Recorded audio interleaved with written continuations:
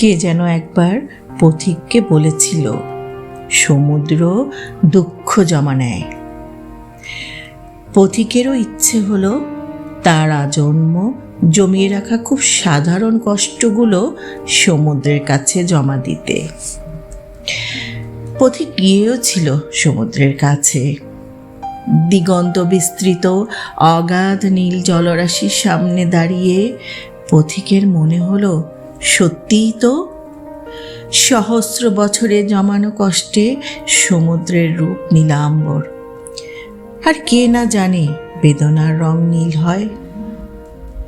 একটা জীবন উদ্দেশ্যহীন পৃথিবীর পথে হেঁটে বেড়াতে না পারার কষ্ট, একটা জীবন ফিনিক ফোটা জ্যোৎস্নায় ভিজতে না পারার কষ্ট, অথবা একটা জীবন পাহাড় চূড়ায় নিশ্চল বসে অনিমেষ দিগন্ত দেখতে না পারার কষ্ট নিয়ে সমুদ্রের ফেনিল জলে পায়ের পাতা ভেজাতেই সমুদ্র বলে উঠল, থামো পথিক, আর নেমো না।